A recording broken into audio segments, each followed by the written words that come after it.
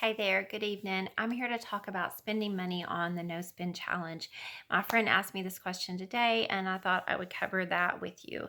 So, on a No Spend Challenge, you want to ask yourself about every purchase. Now, for someone like me who's a contractor, I can justify a lot of things as work purchases. But if a purchase isn't necessary, I would avoid it on the No Spend Challenge if it's not necessary to your job. So that is one thing I would start with. The other thing is, so this question was about having money that you put in your cash, like your running money that you're not accountable for. And any kind of financial guru you listen to is going to say, like, you and your spouse or you and your partner should each have a little bit of money that you're not accountable for, like, you know, Coke money or whatever. And so I do that. I get paid randomly, but what I do is when I get my paychecks from my one consistent contracting job, I take $100 out, and that's about $200 a month. And that's just kind of my running money. That's like if I want to give my kids $20, if I want to get lunch with a friend, if I want something that is not really in the household budget, then I use that. If it's not work related or in the household budget, that's just kind of the money. And sometimes I find myself using it for random things where I just don't want to use a debit card. So it's about $50 a week, which is a lot higher than I used to allow for myself. And yesterday, if you saw my video, I talked a little bit about how I used that money for some expenses. So let's talk about what that kind of money looks like on a no spend challenge. So if you have your running money, then that money, ideally on a no spend challenge, especially when it's a short challenge like a month or a week, you're not going to spend that unless it's a necessity.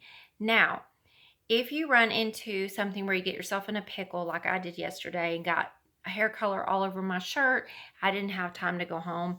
I live really far out in the country. Before work, I ran in and purchased a t-shirt for $14 to wear. I used that running money that I had built up. The other thing was, sorry, the other thing was I had held on to my running money for so long. I had like $400, and I had promised my son I would purchase him some clothes for a job interview because he came over one day on his way to a job interview, and I was a bit horrified. And I used that money to purchase his clothes. I purchased him a pair of shoes, a haircut, and a shirt. And all of that I took out of the cash that I had kind of hoarded up. And so sometimes I spend it and sometimes I don't. But that was already a pre-planned expense that I could have taken out of the household budget, but I chose not to because I did not want to get in there because I had taken the household budget and allotted out every category for the next 2 weeks of spending. And so we had an unexpected expense because the puppers here, not this one, but the other one, had to have a bunch of dental work. And it was $228. So I really did not want to get into that budget. So if you have running money or spending money, you still need to ask yourself, is this necessary or is this a want? Same thing with work expenses or trying to validate non-necessities. And remember, the point of this is not deprivation. The point of this is to learn about yourself and your spending habits and to see.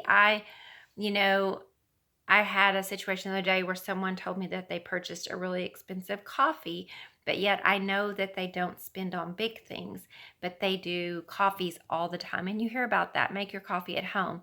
There's nothing inherently wrong with going out and getting a nice coffee or a meal out or even a beer or whatever if you don't have a problem with that.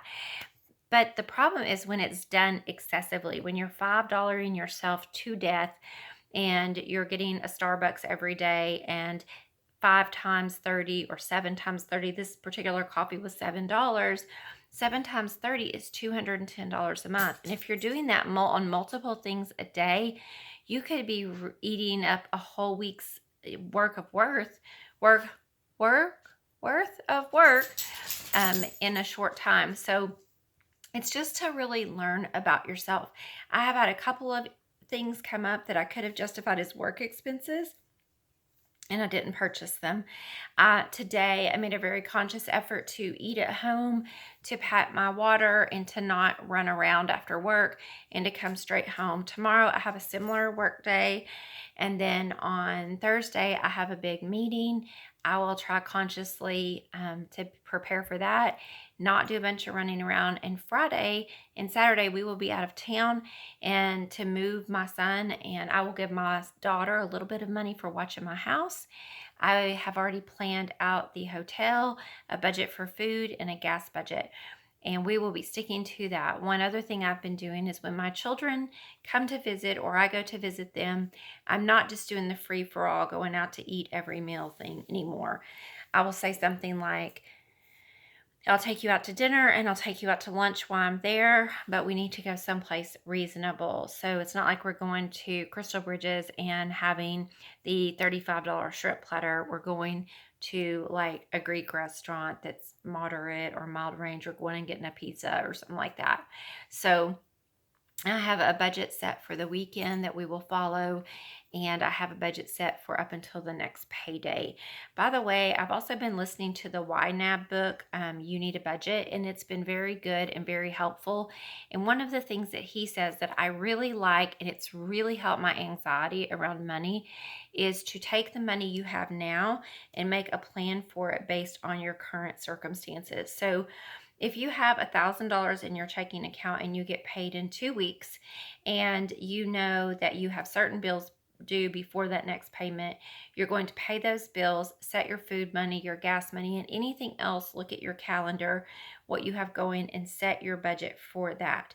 It doesn't mean a budget can't change, but that has been like life changing for me. Like, plan on what I have going on right now.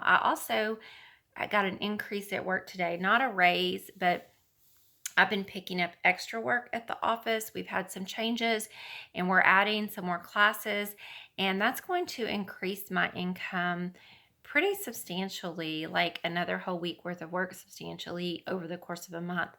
And so I am really trying to prepare for what I'm going to do with that. I think I'm going to continue to put it all in my one account, continue to pay myself the same, let it build up, and then I will either use that money to put in our emergency fund, which that's what I've been doing for a couple of years now, and it's really gotten pretty nice, which is in case something happens to one of us. I wanted a year's worth of income in there.